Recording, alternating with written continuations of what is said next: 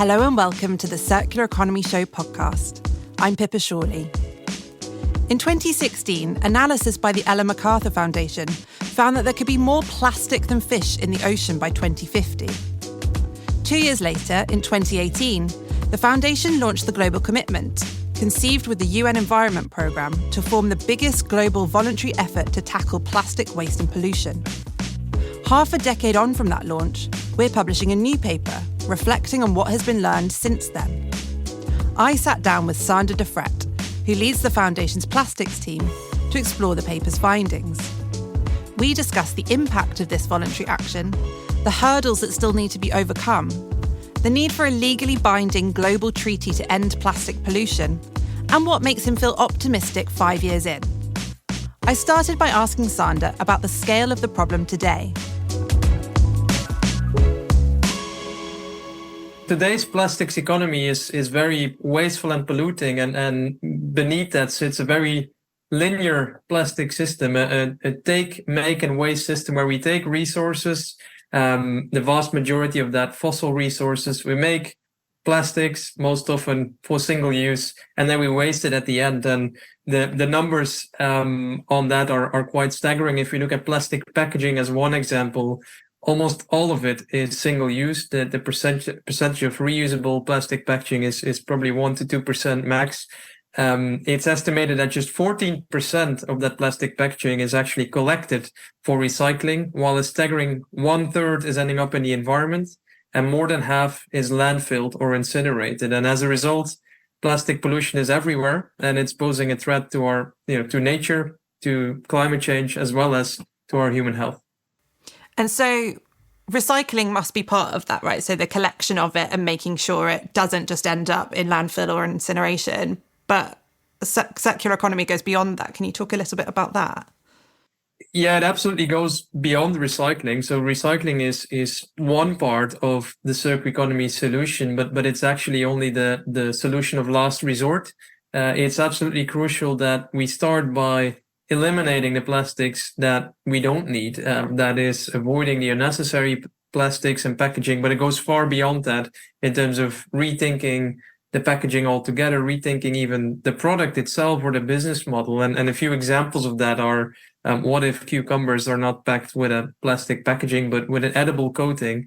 Or what if we shift from liquid shampoo to a solid shampoo and drastically reduce the amount of packaging needed to get that to the customers or end users?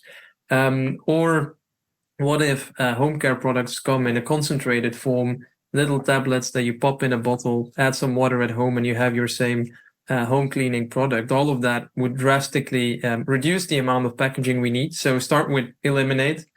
Secondly, is innovating the packaging that we do need, designing it reusable as much as possible, and in any case, always recyclable or compostable. And then finally is circulating. So actually ensuring that the packaging we put on the market is actually reused, recycled, or composted in practice. So keeping it in the economy and out of the environment. So that whole comprehensive solution is needed, and recycling is just one part of that solution. We'll obviously not recycle our way out of this. Recycling alone is not the solution. And you've talked a lot about packaging there. What about plastics beyond that?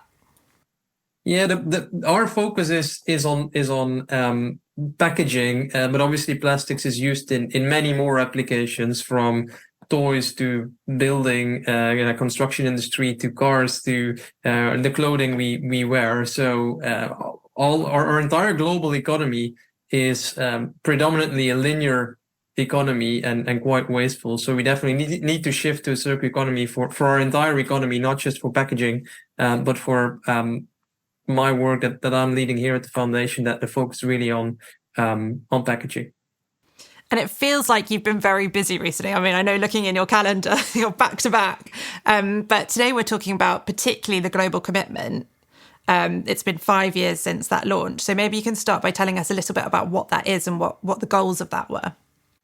Yeah, the Global Commitment is the world's largest voluntary effort to tackle plastic waste. It was conceived by the MacArthur Foundation together with the UN Environment Programme. back in 2018, and we really wanted to bring together key stakeholders as an early attempt at a globally coordinated response to the problem.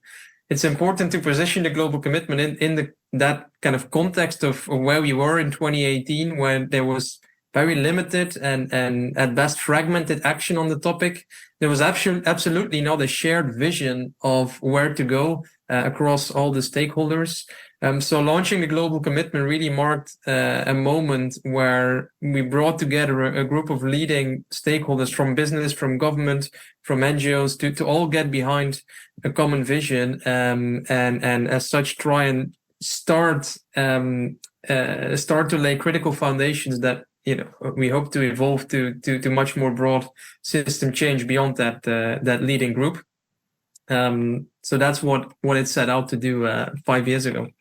And when you talk about that action, what kind of things do you mean?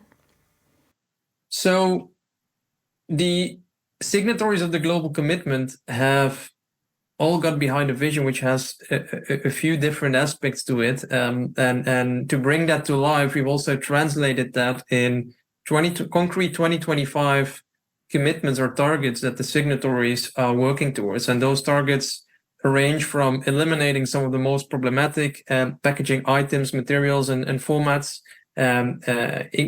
starting to take action to move more from single use to reuse, making sure all packaging put on the market is reusable, recyclable, or compostable, increasing the use of recycled plastics instead of kind of new virgin plastic materials, and also reducing the use of virgin plastics as an outcome of all the actions mentioned above. And so it's been going for 5 years. Just looking around supermarkets and other places, plastic's still there. So how is it going? What have you seen? What have you learned along the way?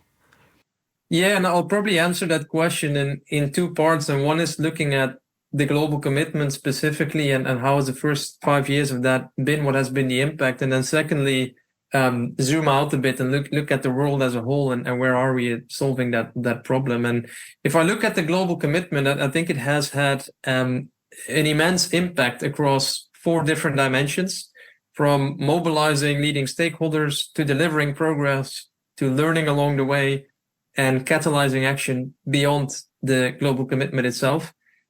If I take these one by one, in terms of mobilizing leading stakeholders, is a bit what we mentioned earlier, where we started in 2018 from fragmented action, no common vision, no common language, virtually no company with a comprehensive set of targets to address the problem, to now more than 1,000 organizations, all sharing one vision, the same definitions behind it, all working towards the same set of 2025 targets, and having mobilized dedicated teams and more than $10 billion of investments towards achieving that. So it has mobilized a lot within the signatory group.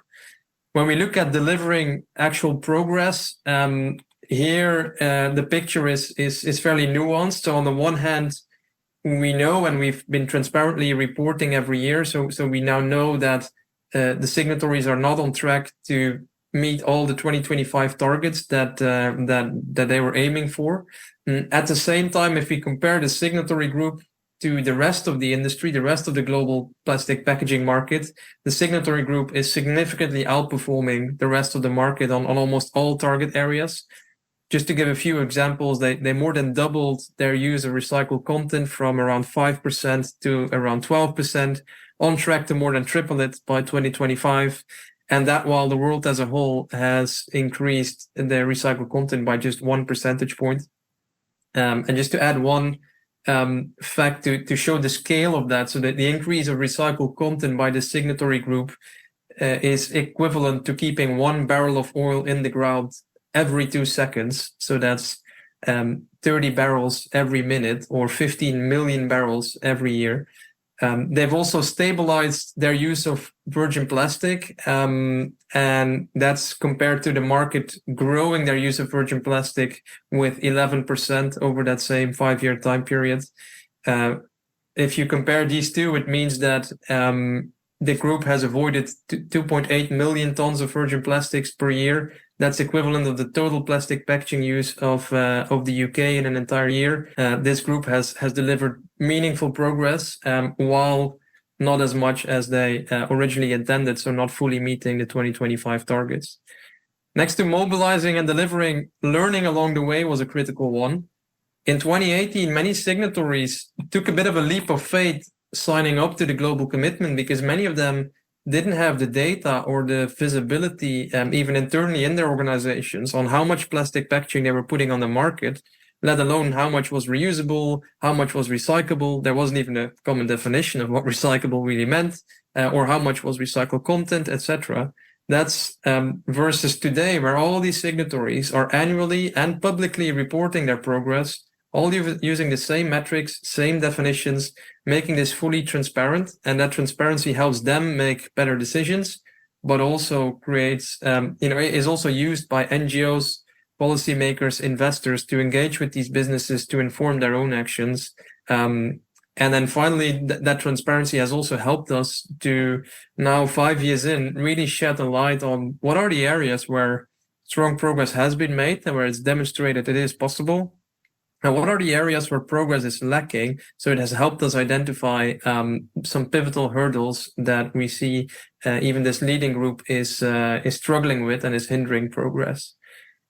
And then finally, after mobilizing, delivering progress, learning along the way, also catalyzing action beyond the global commitment group has been a very important part of what the global commitment has delivered. Like from the start, we knew bringing together a leading group is a great start, but we need the whole system to change, not just this leading group. And therefore, catalyzing, by mobilizing this leading group, also catalyzing action beyond that was a very important ambition of the global commitment. And I think on this front, it has been really successful. If you just look at beyond the MacArthur Foundation and UN Environment Program, who launched the global commitment, also many of the major other initiatives in this space, from WWF to World Economic Forum to Consumer Goods Forum to RAP to Systemic, they've all endorsed the global commitment vision, and having all these major initiatives sharing one vision is really powerful. Then we've mobilized more than 11 plastic pacts. So those are country level initiatives around the world that again share that same common vision and work towards targets that are very aligned to the global commitment targets.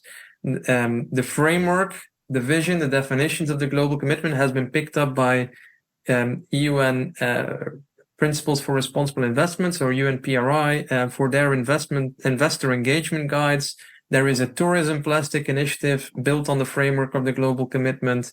There's a Consumer Goods Forum Plastic Waste Coalition of Action, again working towards the framework and the vision of the global commitment. And then there's the CDP reporting. So that's one of the world's largest environmental disclosure systems. They are now expanding their disclosure of company progress to plastics.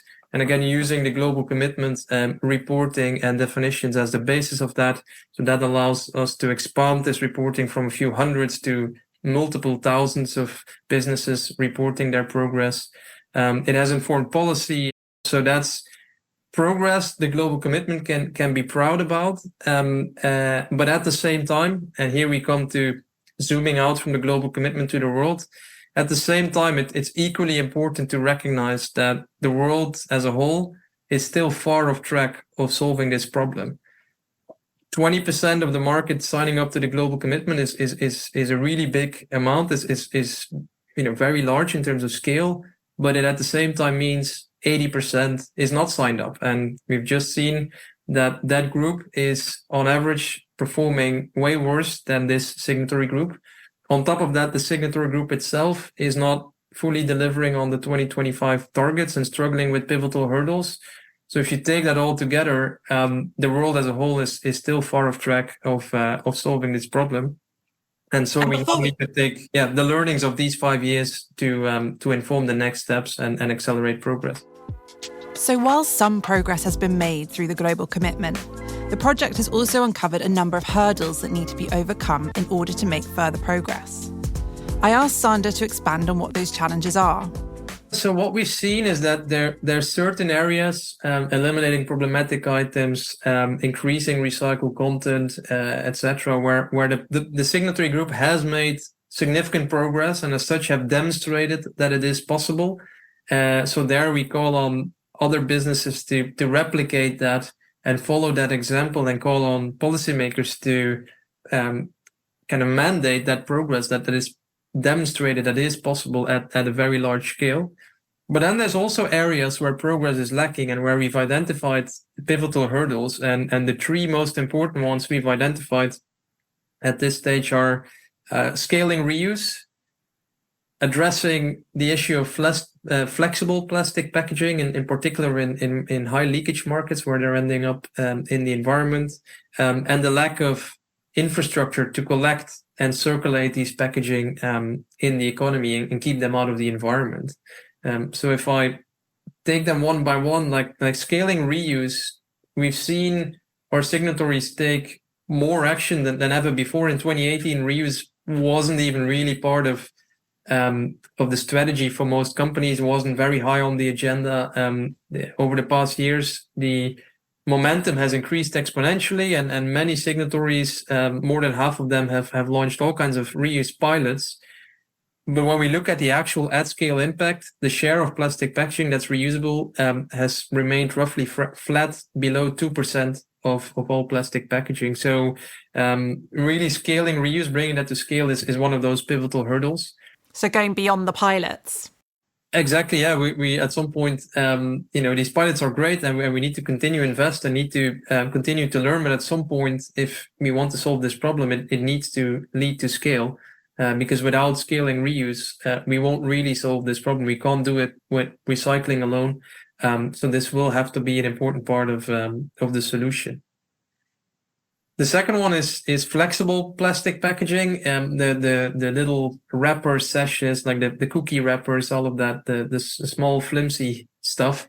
They are the fastest growing segment of the plastic packaging market because they are very kind of resource efficient, lightweight, but they're also, because of these same properties, actually very hard to deal with after they've been used.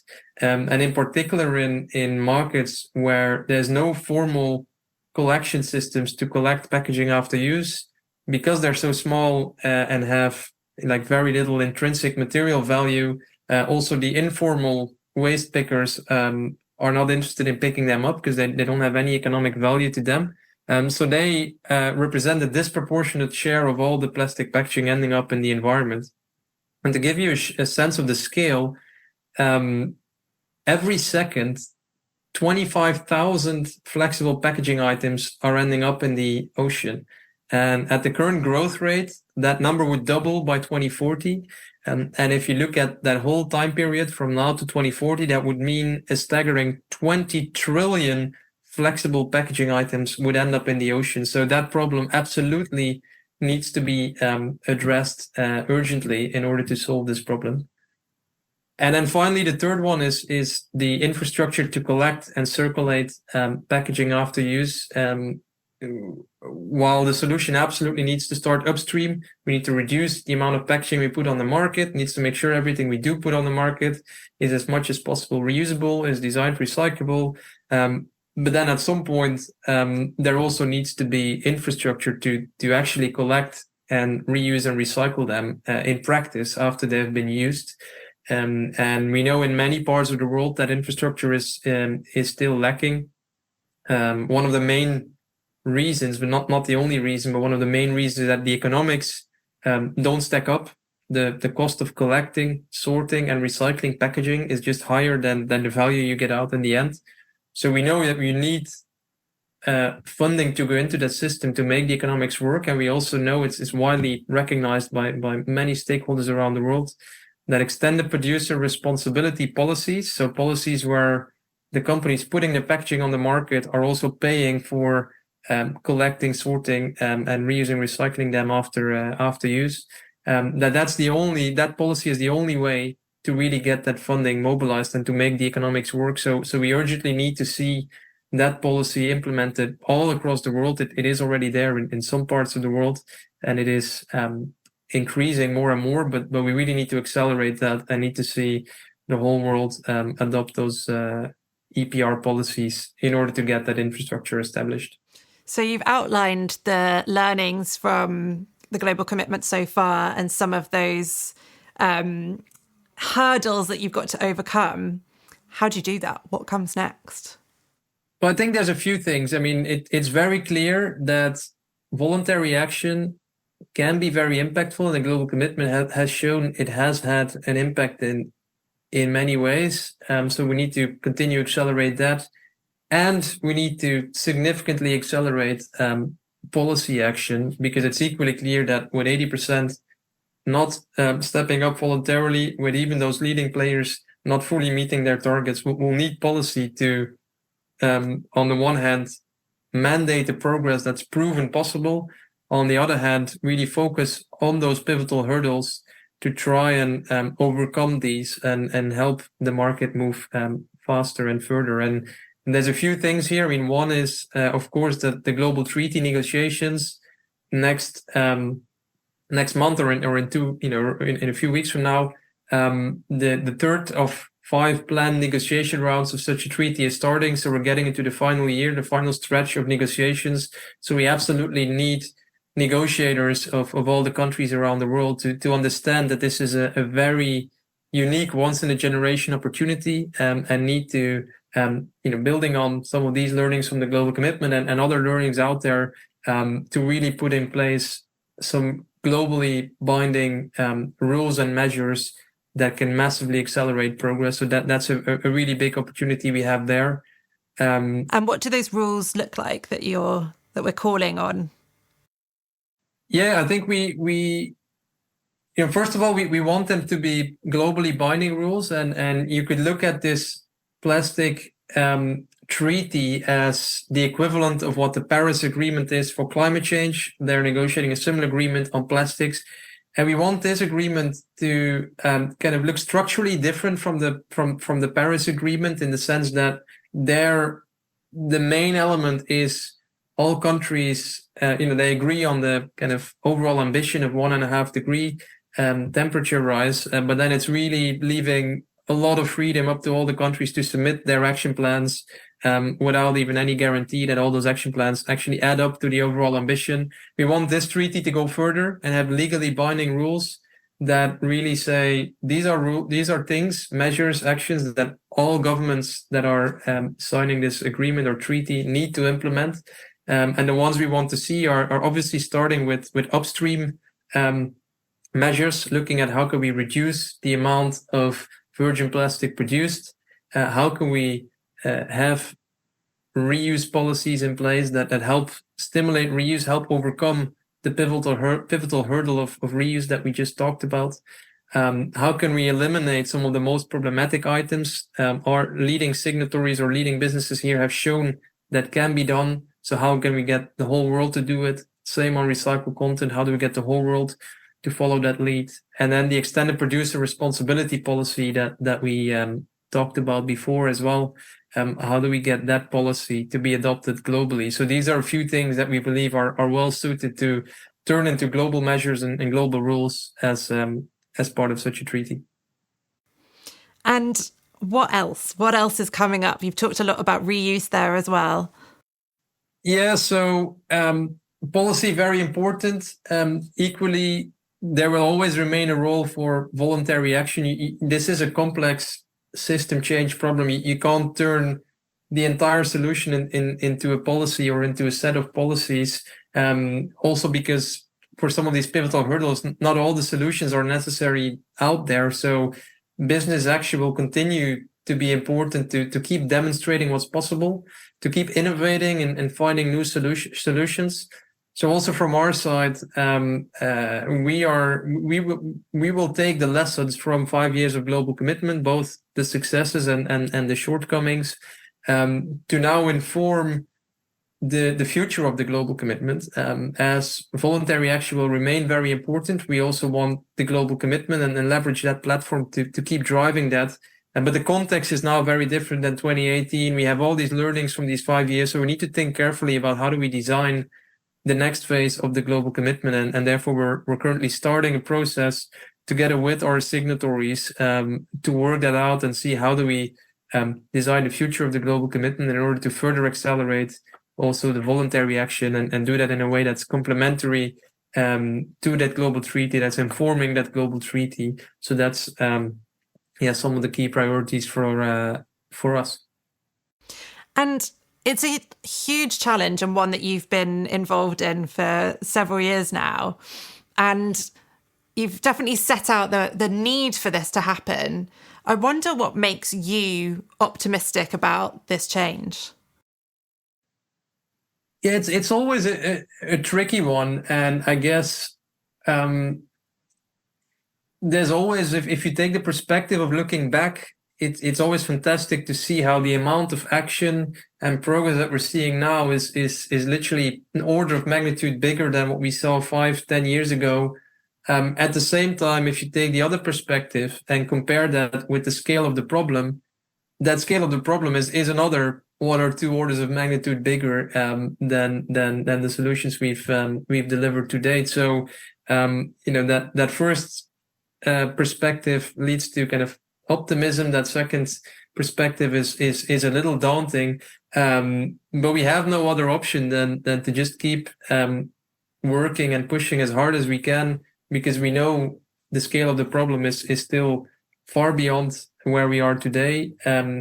So we need to keep working as hard as we can, and some of these unique opportunities like global treaty negotiations, generally hope we will capture that opportunity, or the negotiators of the treaty will capture that opportunity, as that could be one of these moments where you can actually change gears and in a short amount of time lead to another significant acceleration of progress.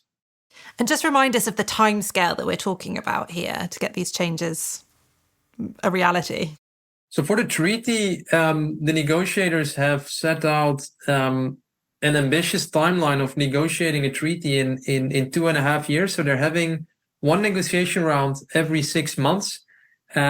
Now in November, they will be having the third negotiation round taking place in Nairobi this time. So that's a third out of 5. So they're kind of halfway the negotiations. And when I say ambitious timeline, I mean 2.5 years for negotiating a global agreement is actually very short. If you compare that to other big environmental problems like climate change, etc., it took over a decade to get there. So in that sense, it's short. Of course, we have a major problem to solve. We don't have time to waste.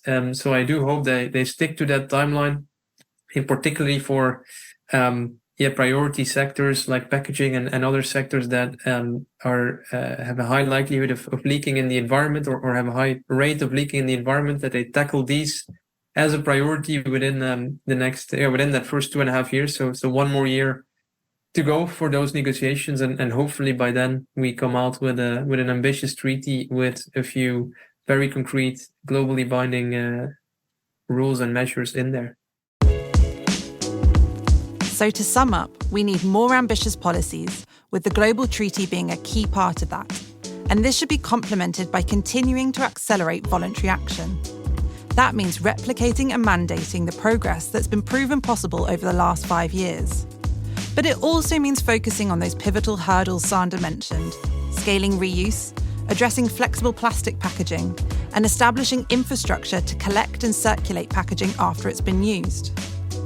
If you'd like to hear more about the Ellen MacArthur Foundation's work in plastics, or read the new paper reflecting on 5 years of the global commitment, you can find the links in the show notes of this episode.